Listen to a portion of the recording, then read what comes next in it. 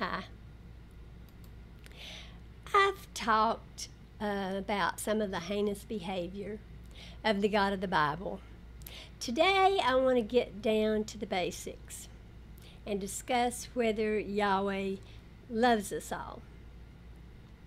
The Bible says that He so loved the world, and we all know the rest of that quote. It would certainly be wonderful if Yahweh actually exists, if He loves us and reaches out to us in kindness and compassion. So let's find out. King David was a good man, a man after Yahweh's own heart. And he was supposedly inspired to write the book of Psalms, which most Christians love to read and quote. David said, Psalm 139:21, Yahweh, don't I hate those who hate you? Am I not grieved with those who rise up against you? Verse 22, I hate them with perfect hatred.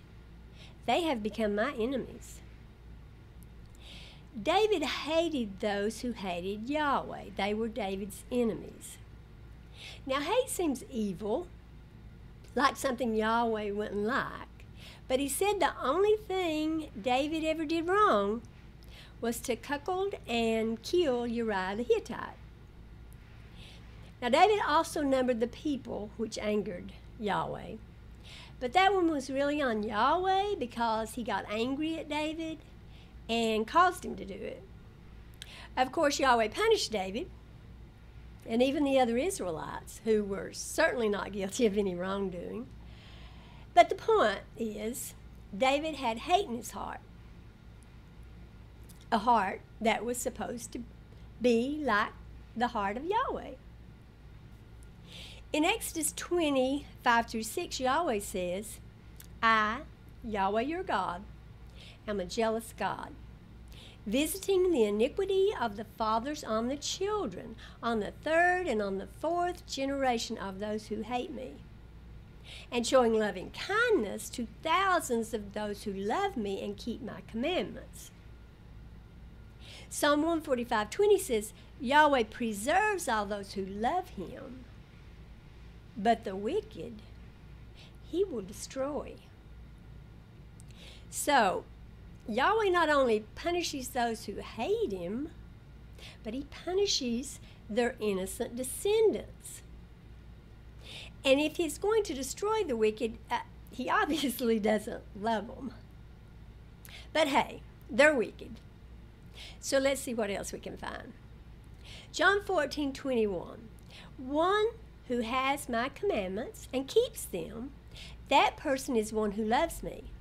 One who loves me will be loved by my Father, and I will love him, and will reveal myself to him. Verse 23, if a man loves me, he will keep my word. My Father will love him, and we will come to him and make our home with him. 1 Corinthians 2:9,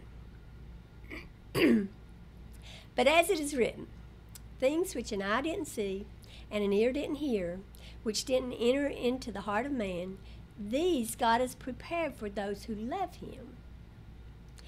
It appears that Yahweh doesn't only not love the wicked, but we read here in plain language that he doesn't love even good people who don't love him. If we love Jesus and keep his commandments and his word, then and only then will Yahweh and Jesus come to us and love us and give us special rewards that they've prepared for us. So we have to work for and win the love of Yahweh and Jesus. Even though the Bible says we love him because he first loved us, apparently that's not really true. James 1:12 says, blessed is the man who endures temptation, for when he has been approved, he will receive the crown of life which the Lord promised to those who love him.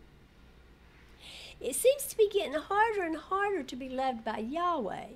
We must endure temptation and be approved. Then we'll receive what Yahweh has promised to those who love him. Now, suppose Yahweh can have any rules he wants if he plans to share his kingdom with lowly earthlings. But here's the problem. Remember that Yahweh loves those who love him and his son. Now keep that in mind. He loves those who love him. Now, look at this. Matthew 5:46 and 47 say, "For if you love those who love you, what reward do you have? Don't even the tax collectors do the same? If you only greet your friends, what more do you do than others? Don't even the tax collectors do the same?" We were just told that Yahweh and Jesus love those who love them. And now they're telling us to love those who don't love us. Because even tax collectors love the people who love them. We don't deserve a reward or special treatment or recognition if we love only the people who love us. We all love those who love us. There's nothing special about that. So, although he can't do it, Yahweh requires that we love those who don't love us. He won't love those who don't love him, but he also won't love us if we don't love those who don't love us. But how is this even possible? Aren't we supposed to learn from Yahweh how to behave? How do we even know how to love those who don't love us if Yahweh is not doing it? After all, it is not in man that walks to direct his steps.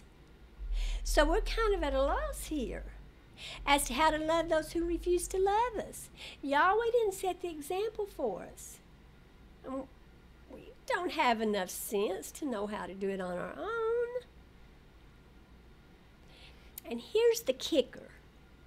Matthew 5, where it tells us to love the ones who don't love us, goes on to say in verse 48, "Therefore, you shall be perfect as your Father in heaven is perfect."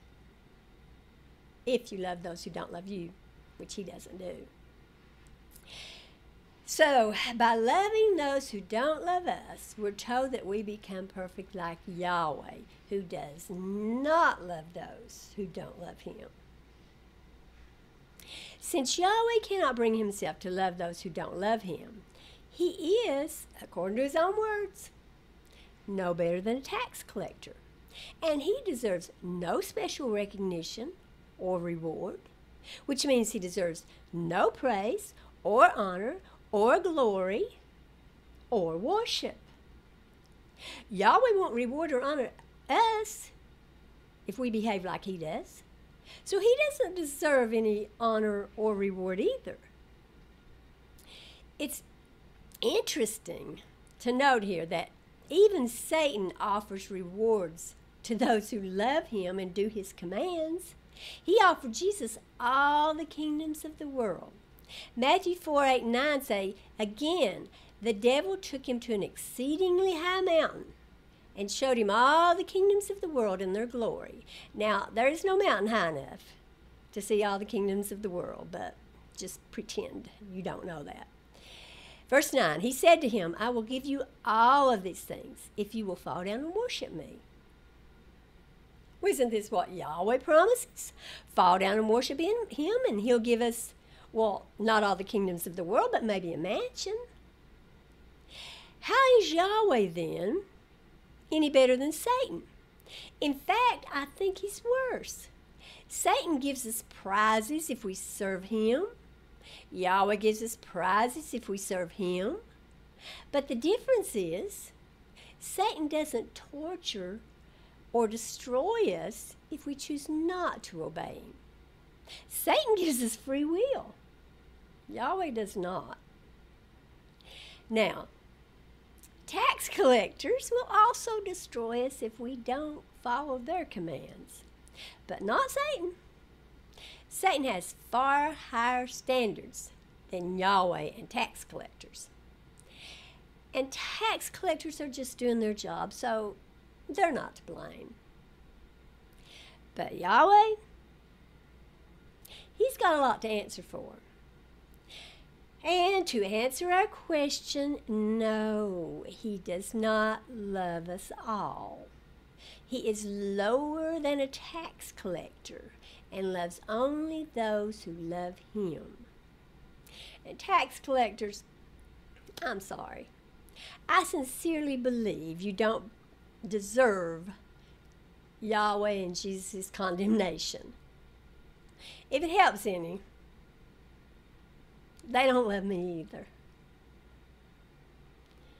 Thank you all for watching. Bye.